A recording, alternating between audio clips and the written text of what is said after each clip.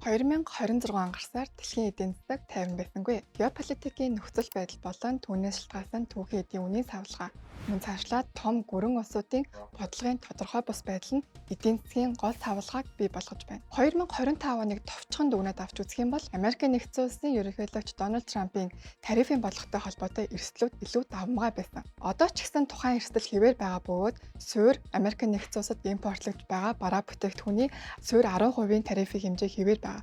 Гэсэн хэдий ч энэ эрсдэлтээр нэмэгдээд ойрох дорндын мөргөлдөөний эрсдэл илүү хурцдаж ирсэн бөгөөд 2026 оны 2 сарын 28-нд Америкийн нэгдсэн улс Израиль Иран руу цэргийн товтлогоо хийснээр газрын тосны нийлүүлэлттэй холбоотой эрсдэл бий болоод байна. Олон улсын эдийн засгийг тайлбарлахын тулд зайлшгүй инфляц болон эдийн засгийн өсөлтийн хүчин зүйлүүдийг тооцох шаардлагатай болдог. Тэгэхээр 2025 оны хувьд инфляцийг өсгөөд байсан гол хүчин зүйл бол тарифын нөлөө байсан. Энэхүү эрсдлээс сэргийлэхийн тулд олон улс засгийн газрын оновчтой бодлого болон төв банкны хатуу бодлогыг явуулснаар эдийн засаг харьцангуй зөөлөн гадарсан гэж хэлж болохоор байна. Нэг ялангуяа засгийн газрын зүгээс бол төсвийн тэлэх бодлого явуулж эдийн засгаа дотоод зүгээс нь дэмжсэн.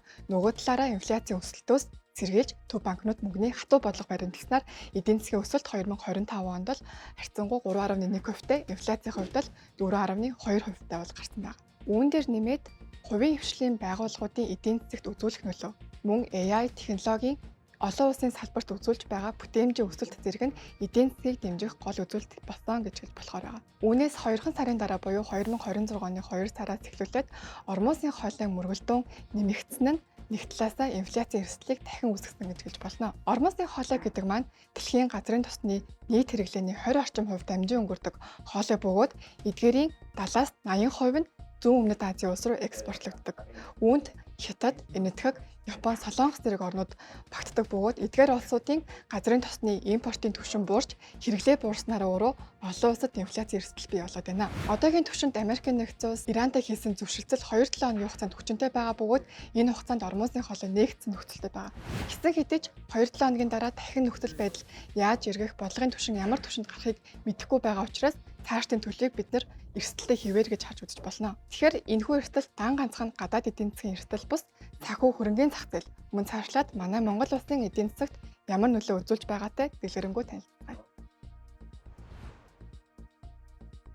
За 2026 он гарснаар дэлхийн эдийн засагт бол маш онцгой ийм үйл явдлууд бол боллоо. Ираны дайнтай холбоотойгоор алтны анш бол нэлээд унсан байна. 2026 оны эхний улирал үнийн эсрэг бол ам долларын индекс бол өссөн байгаа. За 2025 оны даваад үзэх юм бол ам долларын индекс бол нэлээд унж исэн. Үүний цааш шалтгаан нь бол Америк улсын хөлбөмбөрийн захын сул байдалтай бол холбоотой байсан. Америкийн төв банк бодлогын үгээ бол 2025 онд 3 удаагийн хурлаараа бол бууруулсан. Үүнтэй уялдуулан ам доллар орох өгөөж тэр хэмжээгээр бол буурж ийн гэсэн үг. Үүний эсрэг бол 2025 онд хаалт өсөж исэн. Бусад одоо валют түүх хийдүүд бол өсөж исэн бол 2026 он гарснаар энэ зүй тогтол эсрэгээр өөрчлөгдлөө. Үүний цаад бол шалтгаан нь бол Ираны дайн болж бол хувирж байгаа. За Ираны дайн бол шатхуунтай холбоотой дайн учраас бол суур инфляцид бол сөргөөр нөлөөлөх ийм дайн болж байна. Америкийн төв банк бол ам долларын индекст бол нэлээд чухал шийдвэрүүдийг бол гаргаж байгаа. Төв банк бодлогын хүүгээ бууруулж исэн энэ хүү хүчээ бол нэлээд сулруулах, түр хазнах, харах ийм чиглэл рүү бол шилжиж байна. Үүнтэй уялдуулан ам доллар орох өгөөж ерөөдөө бол өндөр хэвээр хадгалагдана гэсэн үг. Цаашдаа бодлогын хүү өсөх юм бол ам долларын өгөөж бол илүү өсөх ийм хандлагатай байгаа. Эхний улирлын байдлаар бол ам доллар нэлээд чангарсан. Үнэтэй уялдуулан алт унах, одоо зис унах ч гэдэм юм уу бусад валют сулрах юм зүй тогтолыг бол харуулсан улирал болж байна.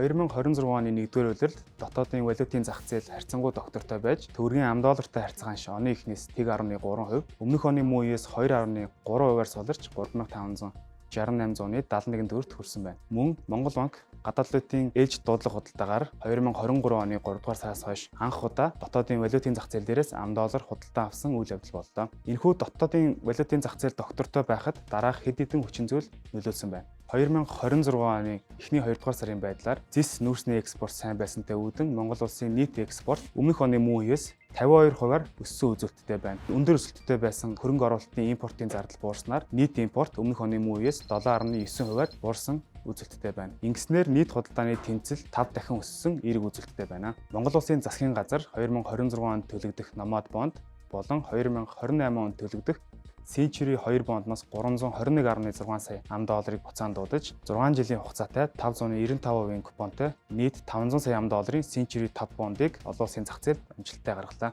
Энэхүү бондыг олон улсын зах зээлд амжилттай гаргаснараа Монгол улсын хувьд өрийн менежментийн хүрээнд хүүний зардал буурах, 2026 онд төлбөрийн тэнцэл болон дотоодын валютын зах зээл дээр ирэх дарамтыг бууруулсан сайн үйл явдал болсон байна. Монгол улсын хувийн аж ахуйн нэгжүүд олон улсын зах зээл дээрээс хөрөнгө оруулалт татах, мөн Монгол улсын засгийн газраас оюутлогоо компанид ногдуулсан байсан 1.5 их найд төгрөгийн татврын актыг оюутлогоо компани төснөөр дотоодын валютын зах зээлд эерэг нөлөө үзүүлсэн байна. За энэхүү үйл явдлууд нь 2026 оны 1-р улиралд дотоодын валютын зах зээл харьцангуй доктортой байх үндсэн шууршилтгаан болсон байна. 2026 оны 1-р улирлын байдлаар манай улсын гадаадуудын улсын нөөц $7.2 тэрбум $д хүрч түүхэн дээд түвшинтэй хүрэн валютын төлбөртэй импортын 8.4 сарын хэрэглээг хангах хангалттай түвшинд хүрсэн байна. Монгол улсын эдийн засаг түүхийн эдийн экспортоос өндөр хамааралтай байдаг. Тэгвэл өнгөрсөн оны сүүлийн хагасаас уул уурхайн салбарын өсөлт эрчимжсэн нөлөөгөөр эдийн засгийн өсөлт 2025 онд 6.8% хүрч сэргсэн билээ. Харин 2026 оны 2 дугаар сарын байдлаар эдийн засгийн өсөлт 7.6%-тай гарсныг 5.11%-ийг нь уул уурхайн салбарын өсөлт тайлбарлаж байгаа юм. Харин гадаад худалдаа талаас нь авч үзэх юм бол нүүрсний экспорт өндөр твээр хадгалагдсны зэрэгцээ зэсийн экспортын орлого эрчимтэй нэмэгдсэн нөлөөгөөр нийт экспортын орлого 3 дугаар сарын байдлаар 62%-аар өсөөд байгаа юм. Харин нөгөө талдаа импортын орлого үргэлжлэн саарч байгаа нөлөөгөөр гадаад худалдааны тэнцэл нийт дүнгээрээ бол өнгөрсөн саруудад үргэлжлэн сайжирсан төлөв үргэлжилсээр байна. Үүн дээр нэмэгдээд алт тушаалт нэмэгдсэн. За дээрэс нь санхүүгийн дансан дээрх гадаад валютын орох урсгал сайжирсан нөлөөгөөр төлбөрийн тэнцэл ашигтай гарсны зэрэгцээгээр гадаад валютын албан нөөц түүхэндээ хэмжээнд хүрч нэмэгдээд байгааг өмнөх хэсэг дээр ч мөн дурдж тайлбарласан билээ.